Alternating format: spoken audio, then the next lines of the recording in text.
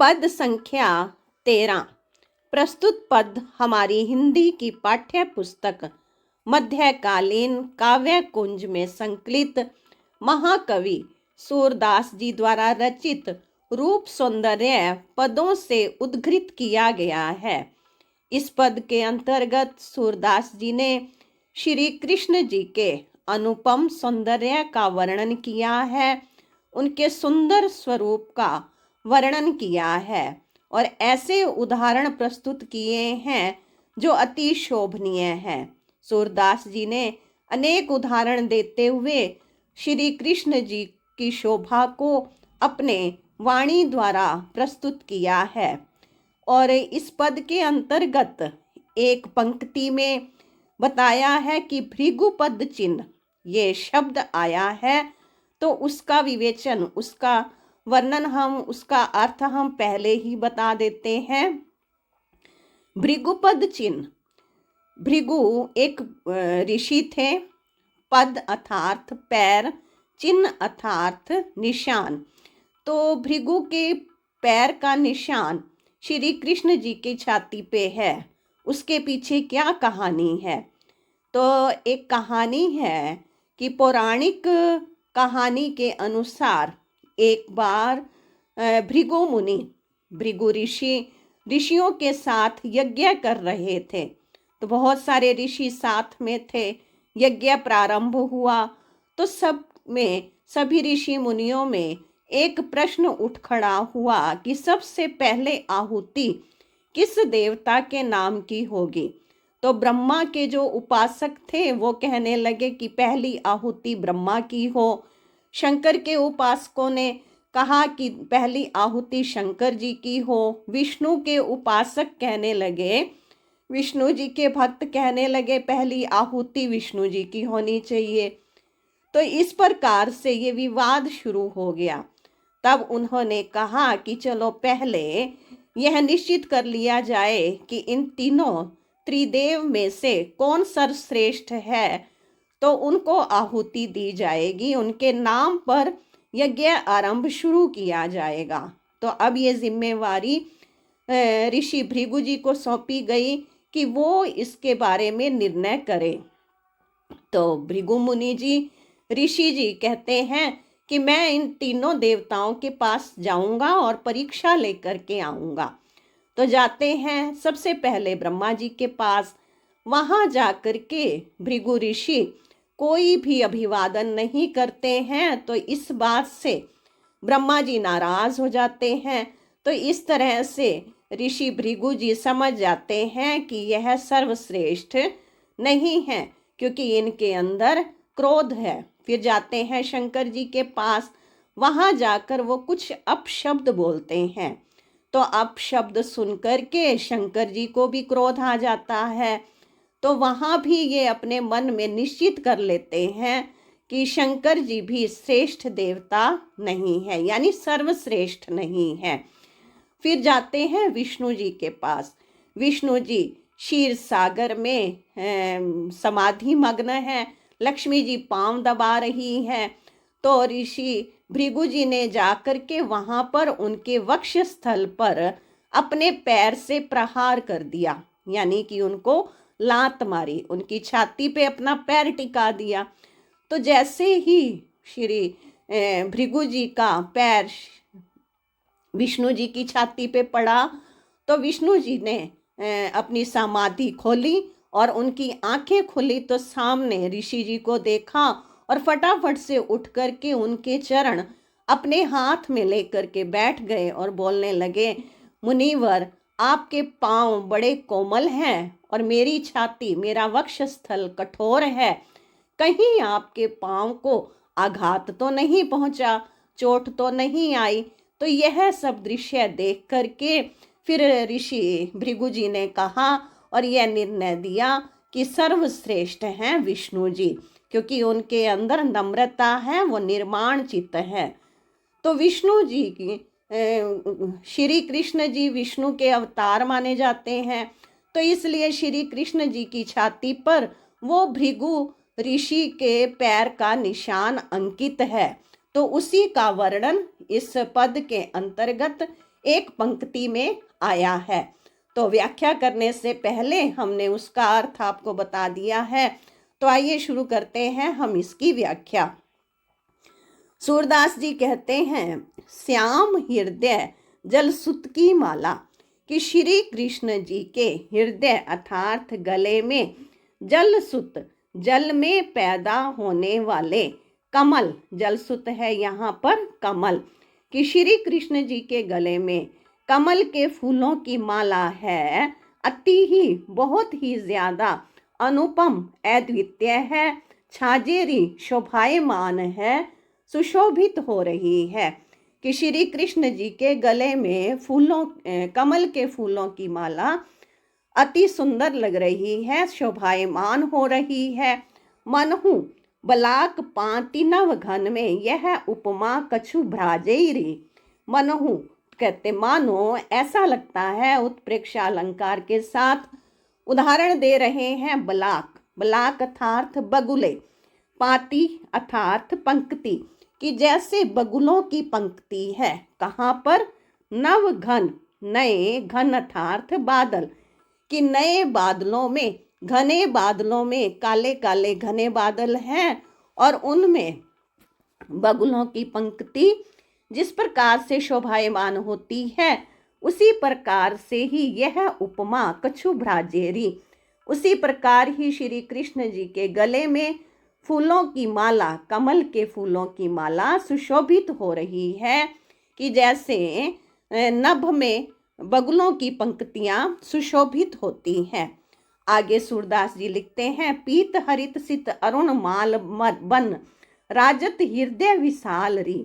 पीत अर्थात पीले, हरित अर्थात हरे, सित अर्थात श्वेत सफेद, अरुण अर्थात लाल। तो कहते पीले, हरे, सफेद, लाल फूलों की माला श्री कृष्ण जी के गले में राजत विराजमान है, विराजित है, सुशोभित है, शोभायमान हो रही है, सुंदर लग रही है। हृदय विशालरी, और श्री कृष्ण जी की जो छाती है वो बड़ी है, चौड़ी है, विशाल है, तो छाती विशाल है। मानहु इंद्रधनुष नभ मंडल, प्रगट भयोते ही कालरी। तो अब फिर से एक उदाहरण प्रस्तुत कर दिया है।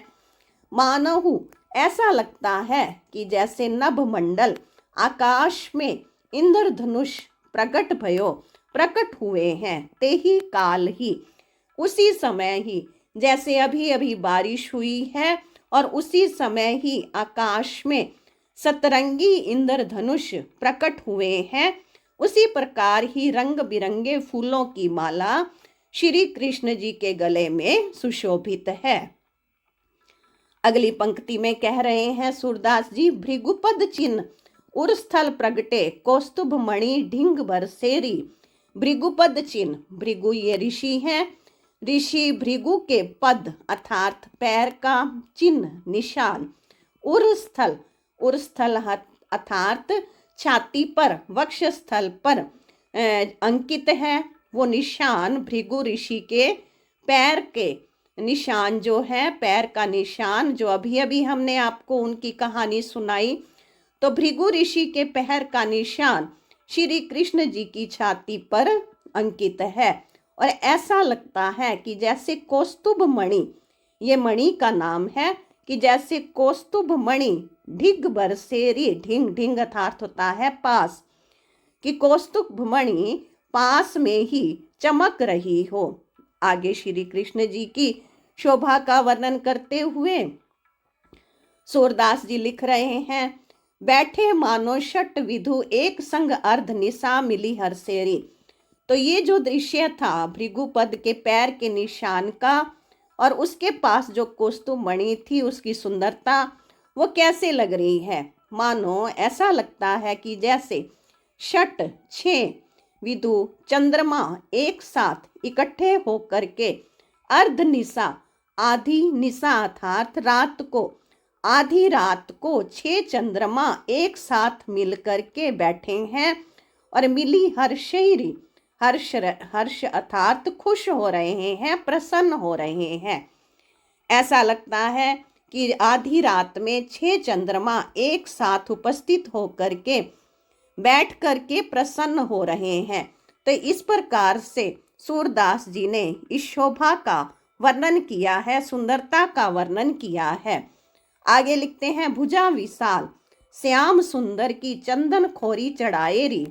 श्री कृष्ण जी की जो भुजाएं हैं विशाल बड़ी बड़ी हैं, श्याम सुंदर कि श्याम सुंदर श्री कृष्ण की भुजाएं लंबी हैं, विशाल हैं, बड़ी हैं, और उनके ऊपर चंदन खोरी, खोरी अर्थात लेप, उनके ऊपर चंदन का लेप किया हुआ है। सूरदास जी कहते हैं सुभग सुंदर अंग अंग की शोभा, कि श्री कृष्ण जी के हर अंग की शोभा बहुत अधिक है, हर अंग बहुत सुंदर है। ब्रज ललना ललचाए री, तो उनकी इस सुंदरता को देख करके, उनके मनोहर सुंदर स्वरूप को देख करके ब्रज ललना, ब्रज की स्त्रियां ललचाए री, ललचा जाती हैं, यानी कि उनके सुंदर मनोहारी रूप को देख करके आकर्षित हो जाती हैं, बार बार वो उसको देखना चाहती हैं, उनके रूप से अपनी नज़र नहीं हटाती हैं। तो उनको ये लोभ बना रहता है कि वो बार बार श्री कृष्ण जी को देखा करें। तो इस प्रकार इस पद के अंतर्गत सूरदास जी ने श्री कृष्ण जी की सुंदरता का जो वर्णन किया है, बहुत सारी उपमाएं दी हैं। तो कभी तो उनको इंद्रधनुष के, कभी बगुलों की पंक्ति के समान उनके जो आभूषण हैं, जो उनका श्रृंगार है, उसका वर्णन कर दिया कि उन्होंने जो गले में फूलों की माला, मोतियों की माला पहनी हुई है, वो किस तरह से शोभायमान है, और उनका रूप किस तरह से अति सुंदर मनोहारी है। तो विशेष इसमें उसी प्रकार से है जैसा हमने पहले किया है, वही विशेष है। पद संख्या 14। प्रस्तुत पद हमारी हिंदी की पाठ्य पुस्तक मध्यकालीन काव्य कुंज में संकलित रूप माधुर्य पदों में से लिया गया है। इस पद में महाकवि सूरदास जी ने श्री कृष्ण जी के सुंदर स्वरूप का अति मनोहारी चित्रण किया है। अनेक उपमा और रूपक अलंकार का प्रयोग करते हुए बहुत सुंदर वर्णन किया है। तो एक गोपी के माध्यम से सूरदास जी कहते हैं, एक गोपी अपनी माँ को बता रही है कि देखे माई रूप सरोवर साज्यो। तो कहती है, माई, हे माँ, मैंने ऐसे रूप का सरोवर देखा है, कि जो रूप का सरोवर कौन है? श्री कृष्ण।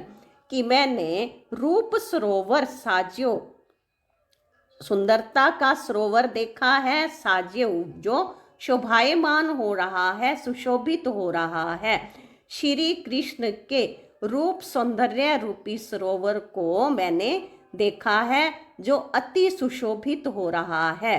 श्री कृष्ण जी रूप के सरोवर हैं, जो अति सुशोभित हो रहे हैं, बहुत सुंदर लग रहे हैं। ब्रज वनिता वरवारी वृंद में श्री ब्रजराज विराज्यो। तो वो एक सुंदर सा उदाहरण देते हुए कह रहे हैं कि ऐसा है, ब्रज वनिता, ब्रज की जो स्त्रियां हैं, गोपियां हैं, वो वरवारी वृंद में, वर यानी श्रेष्ठ, वारी अर्थात जल, कि वो तो जैसे श्रेष्ठ जल का समूह हैं, और उसमें ब्रजराज, ब्रज के राजा प्रभु श्री कृष्ण जी विराजमान हैं, विराजियो, सुशोभित हैं, विराजित हैं। जैसे हम सब ने देखा है, हरिद्वार में हर की पौड़ी पर गंगा नदी में एक बड़ा सुंदर सा मंदिर बना हुआ है, चारों तरफ पानी है और बीच में एक मंदिर है। तो उसी प्रकार ही कह रहे हैं कि ऐसा लगता है जैसे चारों तरफ अगर ब्रज की स्त्रियां, गोपियां खड़ी हैं और बीच में श्री कृष्ण जी हैं, तो वो दृश्य ऐसा लगता है कि गोपियां तो पानी हैं और बीच में श्री कृष्ण जी ब्रजराज मंदिर की तरह विराजित हैं, सुशोभित हैं। आगे सूरदास जी कहते हैं, लोचन जलज मधुप अलकावली, कुंडल मीन सलोल, लोचन अर्थात आंखें, जलज अर्थात कमल, जल में उत्पन्न होने वाला, जलज, जल में उत्पन्न होने वाला है कमल की आंखें कमल के समान हैं। और मधुप अलकावली, अलकावली अर्थात बालों की लटें, बालों की लटें, मधुप अर्थात भंवरा, बालों की लटें भंवरे के समान हैं। कुंडल मीन सलोल, और जो कुंडल है, कानों में जो कुंडल पहने हुए हैं वो सलोल अर्थात चंचल, चंचल मछली के समान है। आंखें कमल के फूल के समान, बालों की लटें भंवरे के समान और कानों के कुंडल चंचल मछली के समान हैं। आगे बता रहे हैं, और चकवाक विलोक वदन मुख, बिछुर रहे अनमोल, अनबोल। तो कहते उर अर्थात जो छाती है, हृदय है। चकवाक, चकवा जो चकवा और चकवी पक्षी हैं उनके जोड़े के समान है। उनका वक्षस्थल, उनकी छाती जो चकवा चकवी पक्षी के जोड़े के समान है। वदन, और जो उनका मुख है वो चांद के समान है। कि जैसे चकवा चकवी पक्षी बिछुड़ जाते हैं तो वो चांद की तरफ लगातार टकटकी लगाए देखते रहते हैं। बिछड़ रहे अनबोल, कि वो बोलते नहीं हैं। तो ऐसा लगता है श्री कृष्ण जी का जो वक्षस्थल है वो चकवा चकवी पक्षी का जोड़ा है और वो मुख की तरफ देख रहे हैं कि जैसे मुख चंद्रमा के समान है। अनबोल, लेकिन वो कुछ भी बोल नहीं रहे हैं, सिर्फ बिछड़े हुए बिना बोले चंद्रमा के समान मुख को देख रहे हैं। आगे सूरदास जी कहते हैं, मुक्ता माल बाल बग पंकत, करत कुलाहल कूल। मुक्ता अर्थात मोती, तो मोतियों की माला जो पहनी हुई है वो ऐसे लगती है। बाल, बाल माना बालक, बग अर्थात बगुले, कि बगुलों के जो बच्चे हैं, बगुलों के बच्चों की पंक्तियां हो। पंक्ति अर्थात श्रेणी, लाइन, पंक्ति, कि जो मोतियों की माला पहनी हुई है वो ऐसे लगती है कि जैसे बच्चे बगुले हैं उनकी पंक्तियां हैं। और वो करत कुलाहल कूल, कूल अर्थात किनारे पर, सरोवर के किनारे पर कोलाहल, कुलाहल अर्थात शोर कर रहे हो, खेल रहे हो। कि जैसे बच्चे बगुले हैं, बगुलों के बच्चे हैं, बाल बगुले हैं, तो बगुलों के बच्चे सरोवर के किनारे पर कोलाहल कर रहे हैं, शोर कर रहे हैं, खेल कर रहे हैं। ऐसे ही श्री कृष्ण जी के गले में जो मोतियों की माला है वो उसी प्रकार से सुशोभित हो रही है। आगे सूरदास जी कह रहे हैं, सारस हंस मोर सुख श्रेणी, वैजयंती समतूल। तो उनके गले में जो वैजयंती माला पहनाई हुई है वो कैसे लग रही है?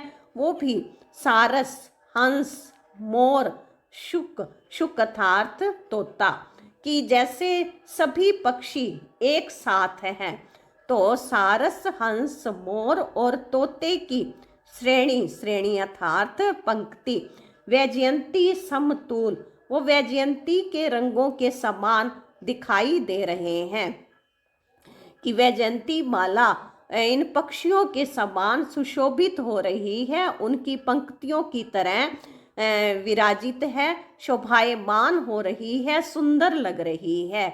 आगे कहते हैं, पुरेन कपीस निचोल विविध अंग, बहुरति रुचि उपजावई। श्री कृष्ण जी का जो सौंदर्य है और पुरइन, उसके ऊपर जो उन्होंने वस्त्र धारण किए हुए हैं, तो कमल के समान मुख है, कपीस निचोल, रेशमी वस्त्र पहने हुए हैं, विविध अंग, अनेक अंगों पर, सभी अंगों पर रेशमी वस्त्र पहने हुए हैं और बहुरति रुचि उपजावई, कि बहुत प्रकार से वो सबको अपनी तरफ आकर्षित करते हैं, रति आकर्षित करते हैं, प्रेम भाव उत्पन्न करते हैं और रुचि और सबका जैसे इंटरेस्ट होता है या रुचि है, सबको प्रभु के को देखने की रुचि अर्थात अभिलाषा, इच्छा कि सबको प्रभु को देखने की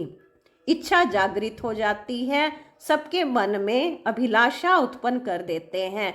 ऐसा सुंदर स्वरूप, ऐसा सुंदर श्रृंगार सबको आकर्षित कर रहा है और सबके मन में इच्छा उत्पन्न कर रहा है।